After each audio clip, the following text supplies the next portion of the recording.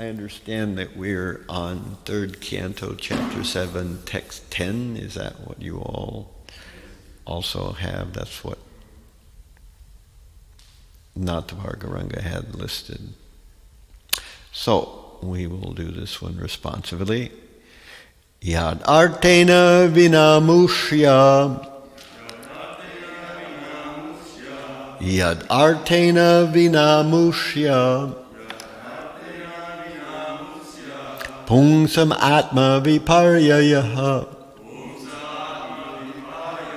Pungsam atma viparyayaha. Pratiyata upadrushta. Pratiyata upadrushta. Pratiyata upadrushtu. Pratiyata upadrushtu. Svashirashchedanadika. Svashirashchedanadika. Yad artena vinamushya. Pumsam atma viparyayaha. Pratiyata upadrashtu. Svashiraschedanadikaha.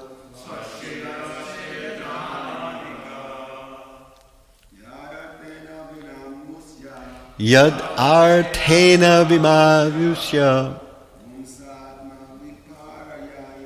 Pungsamatma viparyayaha. Pratiyata upadrashtu. Svashiraschedanadikaha. Yad artena vimamushya. Pungsamatma viparyayaha. Pratiyata upadrashtu. Svashiraschedanadikaha. Yad artena vimamushya. Pumsam atma viparyayaha. Upratiyata upadrashtu. Svashiraschedanadikaha. Ladies?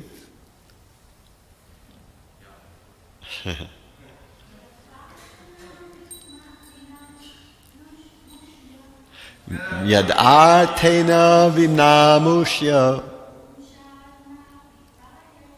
Pungsam atma viparyayaha. Pratiyata upadrashtu. Svashiraschedanadikaha. The translation reads, the living entity is in distress regarding his self-identity. He has no factual background, like a man who dreams that he sees his head cut off. So I will say, and you please repeat, the living entity is in distress regarding his self-identity. He has no factual background,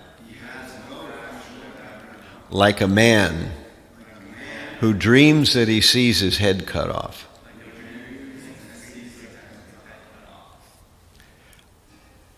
Prabhupada's purport. A teacher in school once threatened his pupil that he would cut the pupil's head and have it hang on the wall so the child could see how his head had been cut off. The child became frightened and stopped the mischief. Similarly, the miseries of the pure soul and disruption of his self-identification are managed by the external energy of the Lord, which controls these mischievous living entities who want to go against the will of the Lord. Actually, there is no bondage or misery for the living entity, nor does he ever lose his pure knowledge. In his pure consciousness, when he thinks a little seriously about his position, he can understand that he is eternally subordinate to the mercy of the Supreme, and that his attempt to become one with the Supreme Lord is a false illusion. Life after life, the living entity falsely tries to lord it over the material nature and become the lord of the material world.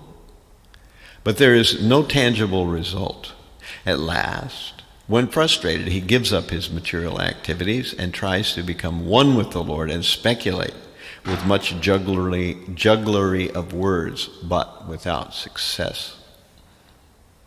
These activities are performed under the dictation of the illusory energy. The experience is compared to the experience of one's having his head cut off in a dream. The man whose head has been cut off also sees that his head has been cut off. If a person's head is severed, he loses the power to see. Therefore, if a man sees his head has been cut off, it means that he thinks like that in a hallucination. Similarly, a living entity is eternally subordinate to the Supreme Lord, and he has this knowledge with him, but artificially, he thinks that he is God himself, and that although he is God, he has lost his knowledge due to Maya. This conception has no meaning, just as there's no meaning to seeing one's head being cut off. This is the process by which knowledge is covered. And because this artificial rebellious condition of the living entity gives him all troubles, it is to be understood that he should take his normal life as a devotee of the Lord and be relieved from the misconception of being God. The so-called liberation of thinking oneself God is the last reaction of avidya by which the living entity is entrapped. The conclusion is that a living entity is deprived of eternal transcendental service to the Lord, becomes illusioned in many ways. Even in his conditioned life, he is the eternal servant of the Lord. His servitude is under the spell of the illusory Maya. His servitude under the spell of illusory Maya is also a manifestation of his eternal condition of service. Because he has rebelled against the service of the Lord, he is therefore put under the service of Maya. He is still serving, but in a perverted manner. When he wants to get out of the service under material bondage, he next desires to become one with the Lord. This is another illusion. The best course, therefore, is to surrender unto the Lord and thus get rid of the illusory Maya for good, as confirmed in Bhagavad Gita. Daivihi esha gunamai mama maya duratyaya mame vaye prapadyante mayam itam tarantite. Yad artena vinamushya pungsam atma viparyayaha pratiyata upadrashtuhu svashiras chedanadikaha. The living entity is in distress regarding his self-identity. He has no factual background, like a man who dreams that he sees his head cut off.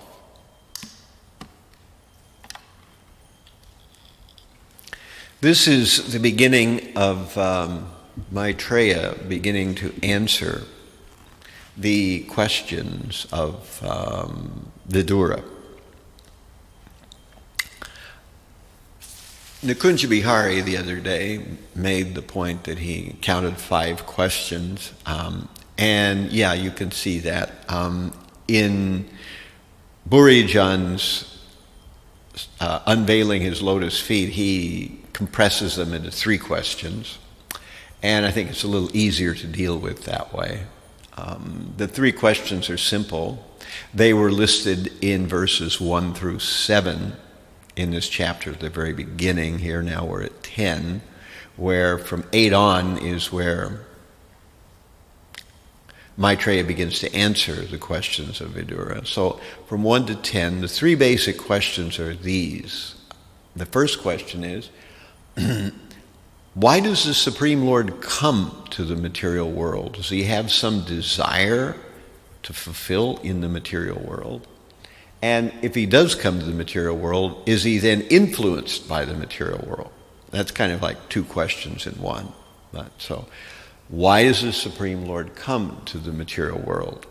Is he attracted by something in the material world?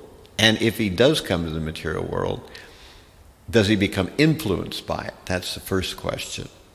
And then the second question is, the living entity is understood to be pure and unchangeable because the soul is perfect and unchangeable and is indeed just a fragment of the Supreme. So therefore, how does the living entity become completely bewildered in the material world? How is that possible?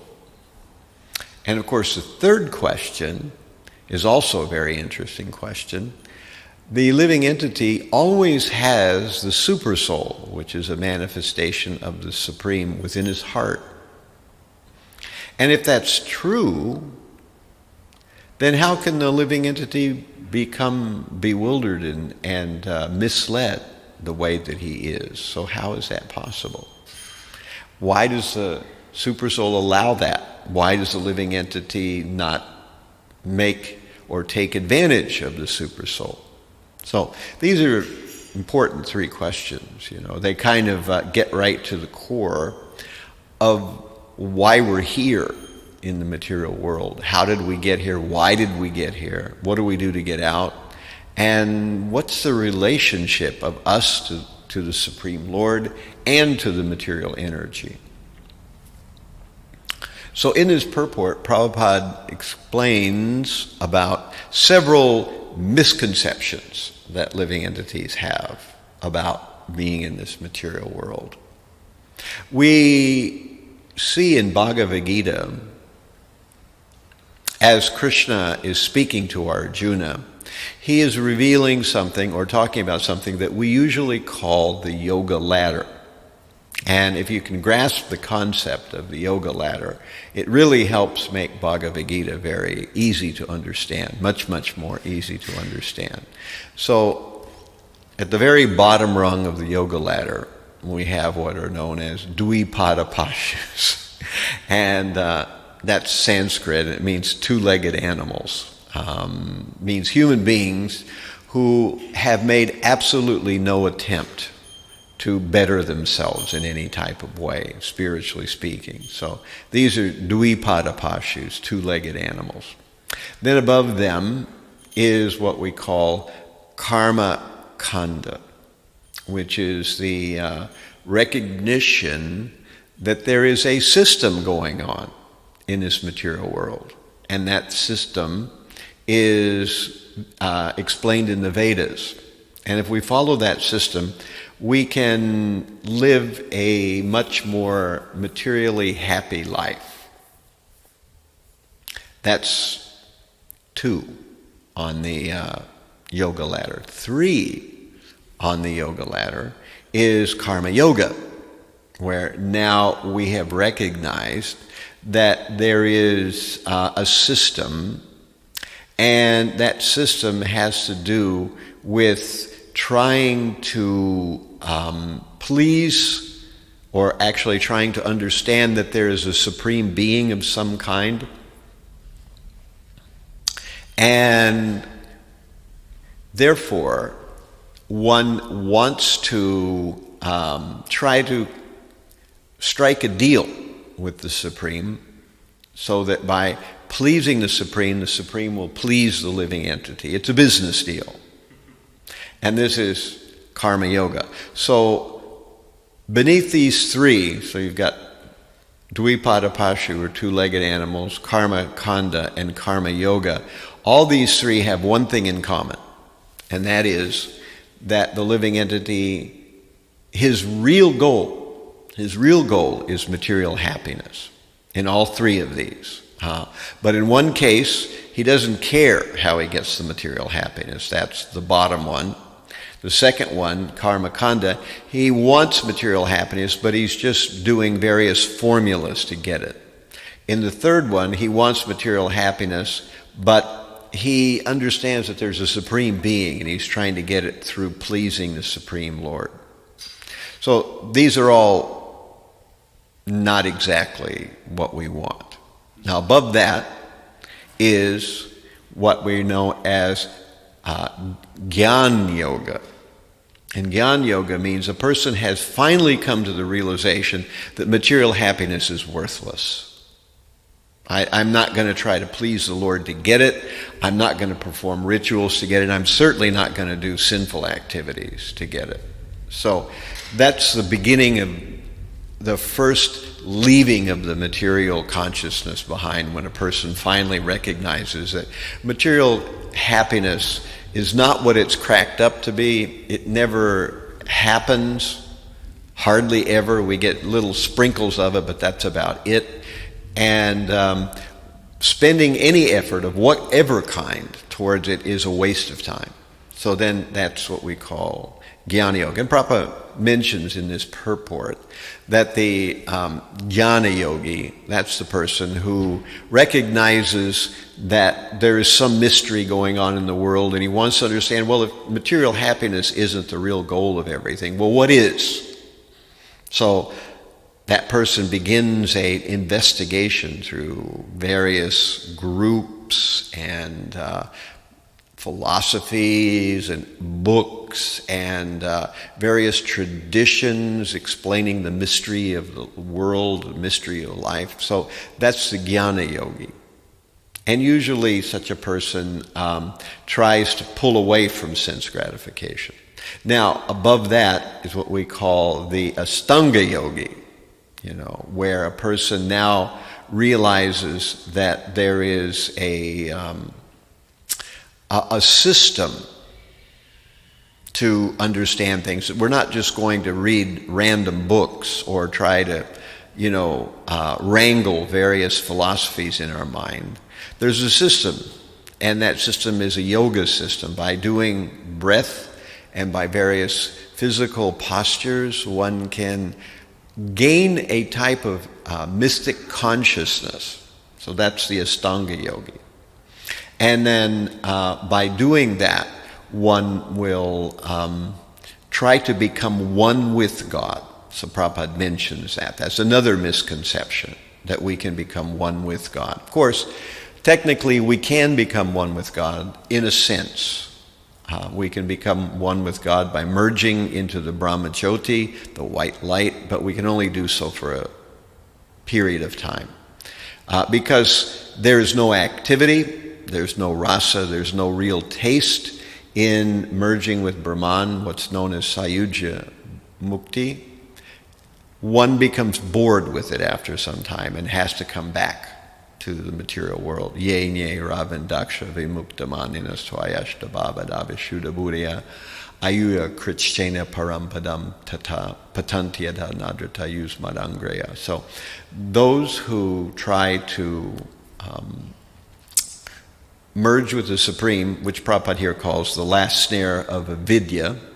So vidya means knowledge, avidya means ignorance. And so these are all misconceptions.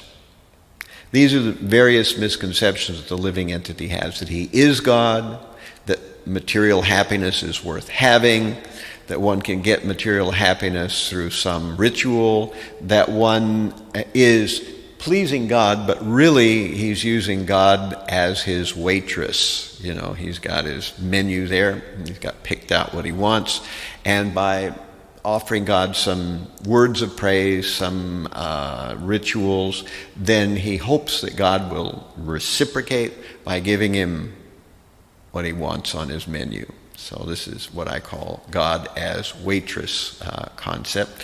So these are all misconceptions. But of course the question that Maitreya is answering is, how does the living entity get caught up in this? Well, let's just do a quick review of the three answers to the three questions. The first question was, the Supreme, does he have some desire in the material world? And when he comes to the material world, is he in some way influenced by the material world? So the answer is, the Supreme has no desire for anything within the material world. He is everything. So he's truly, like in Christmas time, what do you give the man who has everything? He really is the man who has everything, literally. And so there's nothing attracting him to the material world. He just comes to enjoy relationships. So that's what Krishna is actually after, is relationships. He's self-satisfied, he's Atmaram. So he doesn't need anything, but he wants relationships. And he wants relationships not just with some people, but with everyone, every living entity.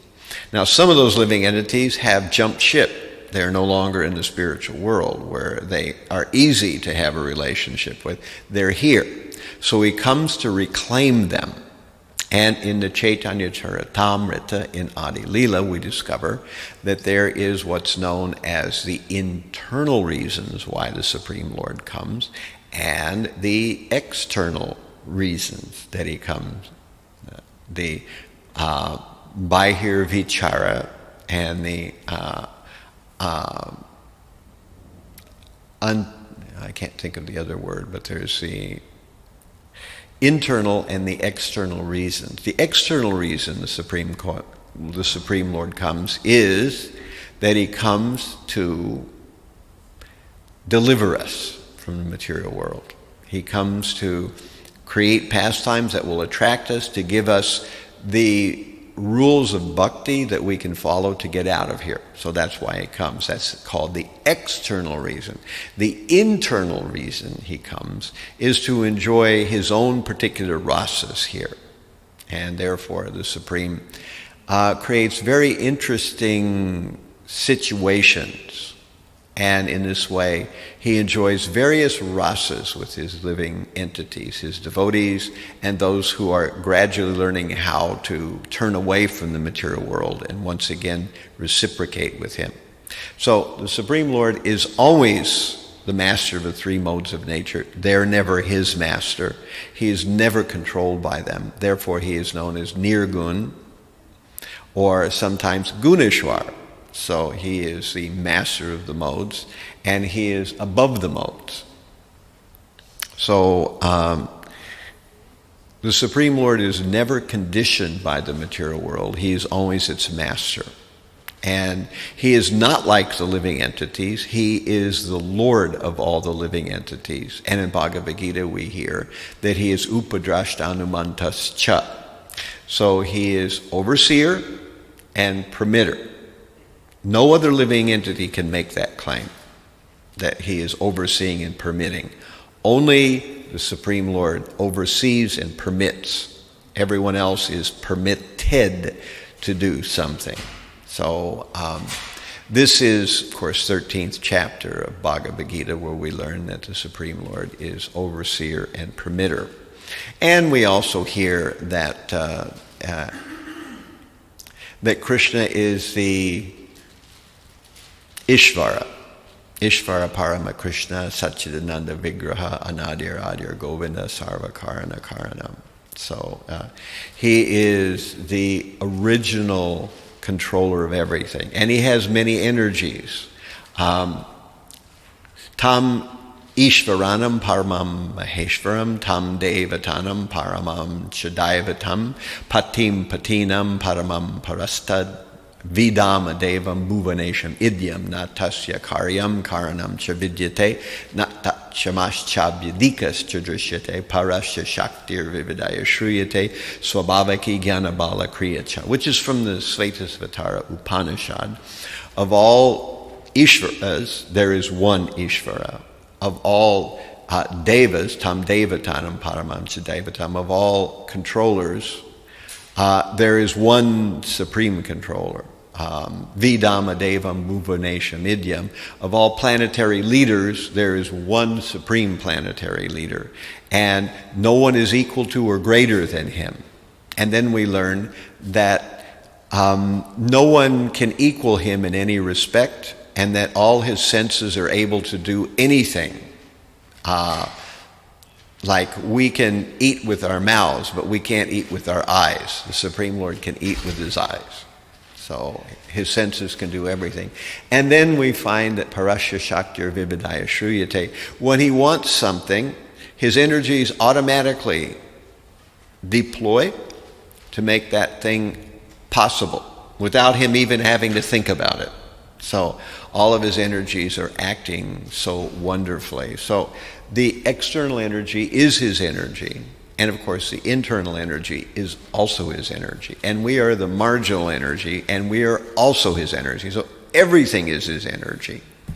But we are in the middle, and we've got two great powers on opposite sides of us. One is the external energy, tempting us towards material illusion. On the other side is the Supreme Lord's divine energy, which if we take advantage of, we can leave this material world. So those are the two options. Everybody has those options. So how does the living entity get caught up in this material world? How does he get bamboozled by the material world? Well, that's an interesting proposition. And if you think about it, it really is amazing that this material world does such a good job of totally mesmerizing us, bamboozling us, that looks like there's so many wonderful material things out there. You know, you just go to the internet and there it is, anything that you would want. You know, what do you want? Nice car, nice TV, flight to some exotic place. Do you want to find some nice romantic partner? Do you want to become wealthy? Do you want to learn how to enjoy things on a virtual level? You know, how we can take part in some kind of virtual reality. All this stuff is there. And so the living entity becomes attracted to these things. So there's desire. So desire plays a role, material desire plays a role in how we get bamboozled. If we give up material desire, most illusion just falls away immediately.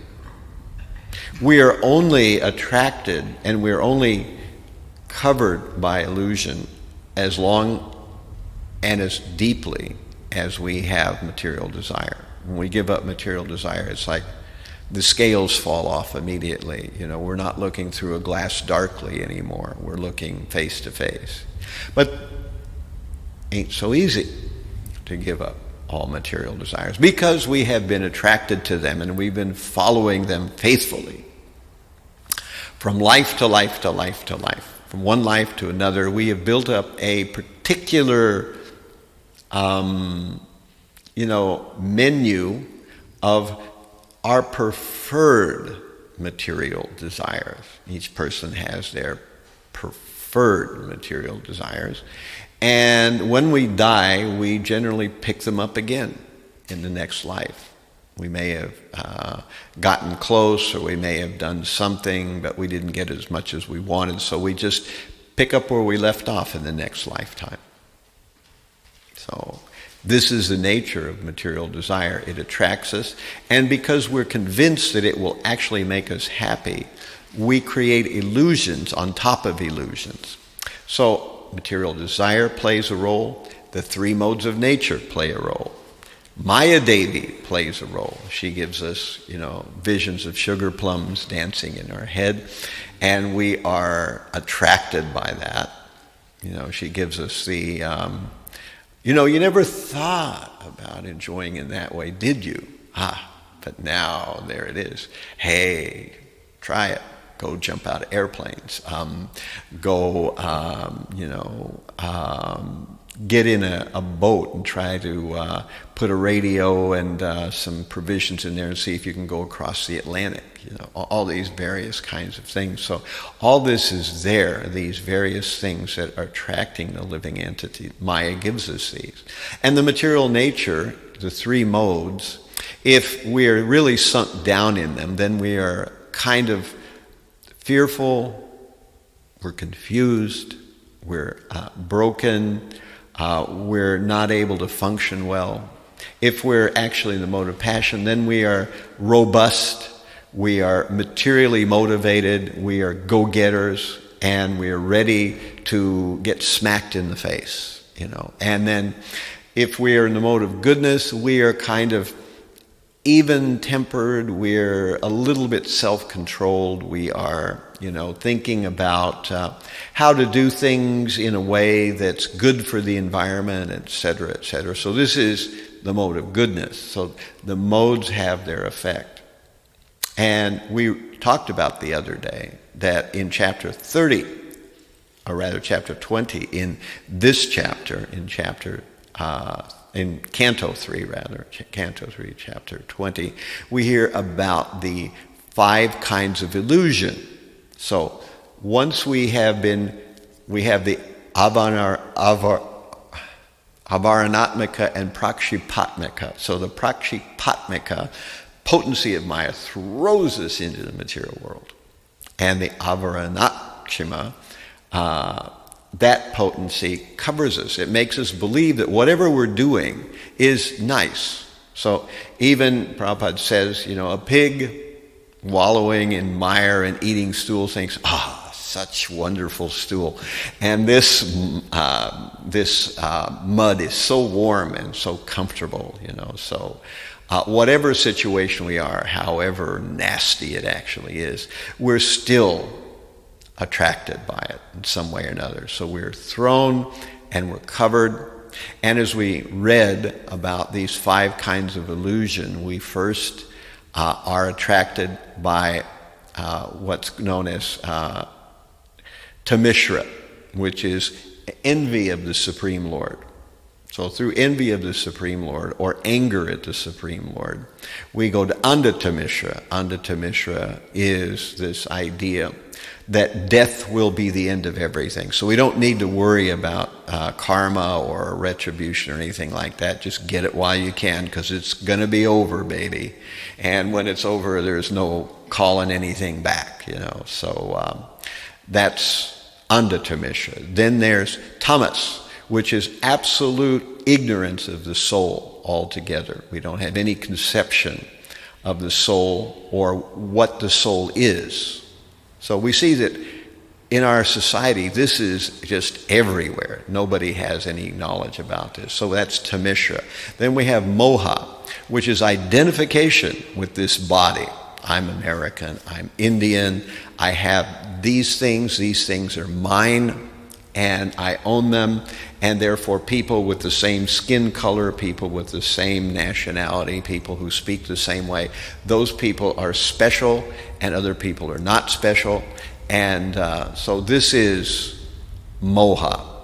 And finally, mahamoha is this being mad after sense gratification, as Prabhupada puts it. So all these things play a role in how the living entity gets thrown into the material world and gets covered. Maya Devi, the 3 modes of nature, these 5 kinds of illusion, material desire, all these things are how the pure living entity, who has nothing to do with the material world, gets somehow convinced that actually he is part of the material world, and that the material world is the only thing that can offer him happiness. So most of these things work by the miracle of something we call ahankara, the false ego. That's the thing that convinces me, that we are this body and that we will be happy only when we get the right kind of sense objects to plug into our senses. We have to have the right kind. Our menu has been set already for many lifetimes, which are the right kind, the best kind, and therefore we are searching for them. And this is the God project that we go on life after life doing, trying to find those right things and proving to everybody else that we are actually the supreme. All right. So now the third question is, if there's a Supersoul and he's actually the companion of the living entity from life to life, how can all this go on? Well, the Supersoul is speaking to the living entity, telling him, don't do it, don't do it. Here's a tip, just pass that right up, don't do it. But we go, I shouldn't do it, but it sure would be nice if I did it, you know. And so we ignore the Supersoul.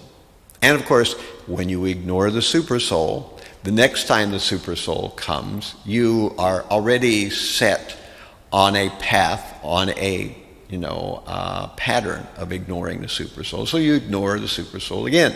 And then you ignore him. After a while, you don't hear the Supersoul at all. And that's why people can do completely diabolical things, because they've gotten to the point where they don't have any compunction about causing others pain or murdering others or causing other people extreme suffering or even wiping out hundreds, thousands of people. They have not a second thought about it. Their Supersoul connection has gotten so dim. And this is how we get pathological people in the world. Through habitually and very dramatically ignoring the Supersoul, we get to this stage. And so this is kind of a summary of these three questions and three answers. The Supreme Lord, does he come? If so, what's he attracted to in the material world? If so, is he tainted by it when he comes? The other question is, how do we get bamboozled by the material world, by our desire, by material energy, by the modes of nature, by this whole system? And finally, if the Supersoul is with us, how does the Supersoul allow this to happen? Because the Supersoul is pledged to give us our free will. And if we insist on doing the wrong thing, the Supersoul will say, go for it, but don't blame me when you get whacked. You know, I didn't cause it. I tried to tell you no, but you didn't want to listen, so have at, and then watch out. So these are the three answers. And this actually does explain a lot about our world. So I want to leave some time for questions and feedback. So any questions or realizations or whatever? Thank you very much for giving class. So something came to my mind as you were speaking. You were saying there's no such thing as material happiness. And I think I can somewhat understand what you're saying, but in my neophyte stage right now, I think I felt material happiness. Right. But one thing that I am coming to realize is I've definitely felt sadness. So so from that statement, I assume that there's spiritual happiness and there's probably spiritual sadness. Yes, and we could say that too. So how does one combat the material sadness with spiritual happiness? Mm-hmm. Well, one of the things that I think sometimes people don't recognize or clue into is that there is such a thing as material satisfaction or titillation. You know, in other words, when we're really hungry, we eat something. There's a kind of satisfaction there. How long does it last? You know, maybe an hour or something like that. We get hungry again. Or, you know, the big ticket item, sex life. You know, you can have sex life. How long does that last? You know, and what are the feelings afterwards? You know, and all that kind of thing. And every material thing works like that. It's the smoking more, enjoying it less principle, that we do something And we find that it does give us a little boost, but then it kind of fades out. And at the same time, we feel this hollow emptiness. That's what we mean by there's no such thing as material happiness. There's no real satisfaction. That what we get is, a connection of the senses with their objects and a little bit of some endorphins bump around in there, and we call that happiness, But it's actually not deeply satisfying. No sense of really achieving anything, going anywhere, doing something with your life. All that's missing. So that's kind of what we mean. Now, spiritual sadness is kind of a whole another ballpark in itself, that when a living entity is united with Krishna, the living entity feels very happy. But Krishna has Sambhoga and Vipralamba, so sometimes Krishna comes together with his devotees, and sometimes he appears to disappear, and then they become sad. But that sadness is actually also a kind of ecstasy, because there are actually no negative emotions in the spiritual world. So even sadness is a positive emotion. And it's not the kind of sadness that we know in the material world, although there is a kind of, loosely speaking, broad kinship there, So, I think Kavichan is going to say something. Give up material desires. What exactly are material desires, and how? I get asked a lot, how can I give them up? Not what they are, but how to give them up, how to, all those how-to questions. Yeah, right. The easiest way to answer that question, what are material desires? Material desires are any desire that is not somehow connected to Krishna. So that's a very simple answer, You can eat an apple, that can be a material thing, or it can be a spiritual thing. You can open a hospital, that can be a material thing or a spiritual thing. You can have sex, that can be a material thing or a spiritual thing. But the thing is, are you doing it for the Supreme Lord? Are you doing it for your own material happiness? That's what distinguishes the two things. Now, to get free from material desires, the best way is through the process that we know of as regulation, through regulating material desires. We regulate our sleep, we regulate our eating, we regulate our sex activity, all these kind of things. These things are regulated. And then the items that usually become focuses for our pushing something beyond where it's actually serving Krishna, those things become less of a stumbling block. So that's how I would say. Of course, by chanting Krishna's holy name, if we're actually able to hear Krishna's name when we're chanting, we discover more and more that those things that one time fascinated us when we walked down the street, we don't feel that way anymore so much, Yes, it's kind of, we remember at one time this was big in my life, I really want. But it was kind of in a time in the past. So through performing devotional service and through, regulating the senses through chanting, we become gradually detached. And what this means, if you're losing material desires, that means your spiritual desires are increasing, because the two are proportionate to one another. So if you become materially more and more engrossed, your spiritual desires shrink and disappear. And if you become more spiritually advanced, your material desires shrink and disappear. They just work in opposite tandem to one another. Yeah. Hare Krishna Maharaj. So I was thinking about this point about how you were mentioning, the third question, how you can hear the Supersoul is telling you this, Supersoul is telling you that. How can, and also we hear today, trust your inner voice. Right. So, right.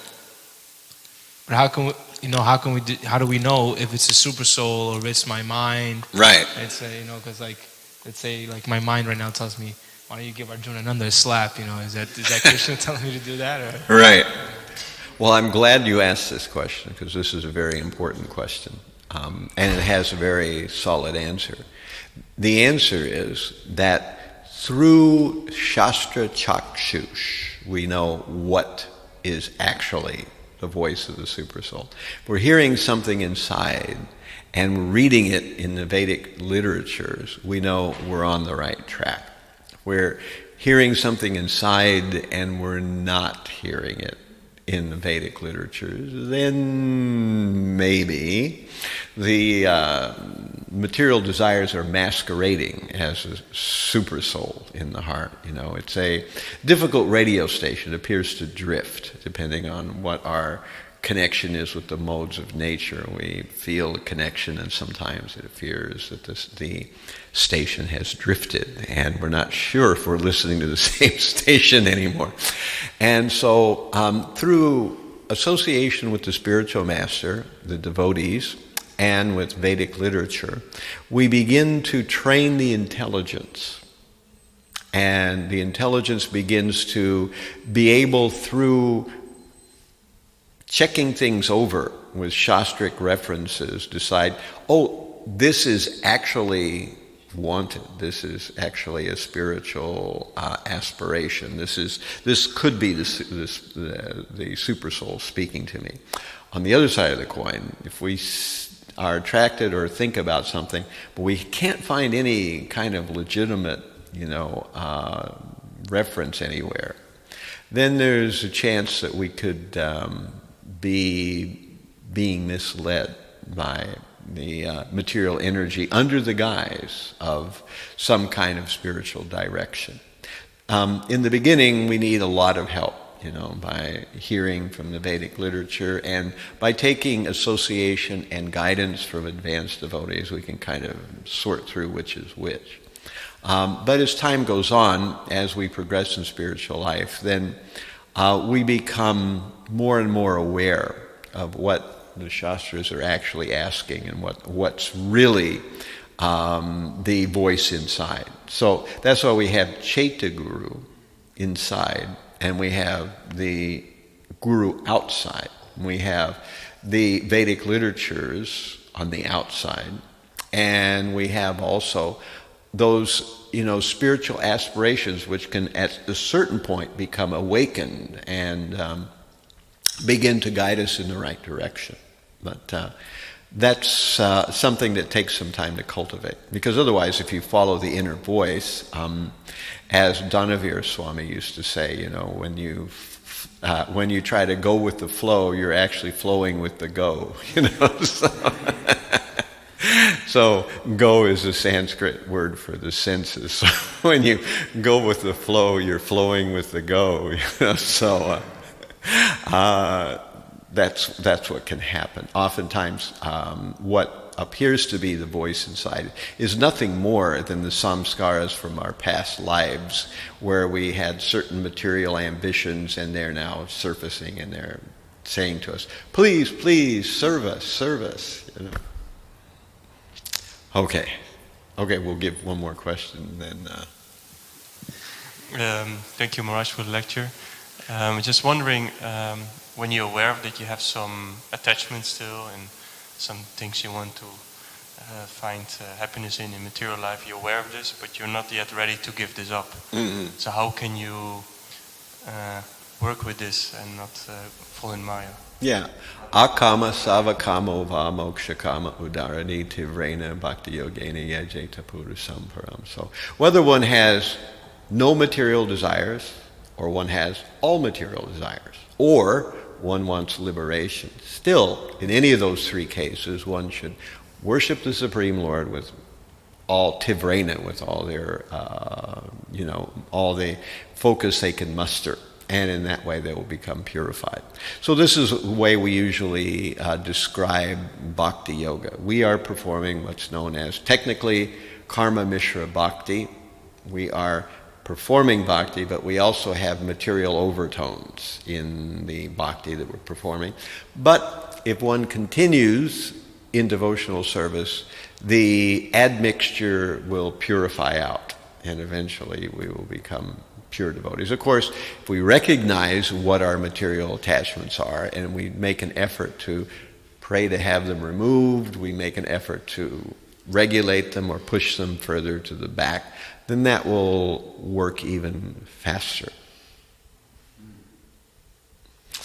All right, so I don't want to incur any wrath of anybody who's managing time and everything, so we're going to end at this point, and I thank you all very much for your kind attention. All glories to Srimad Bhagavatam, all glories to the Vaishnava devotees of the Lord. Hare Krishna.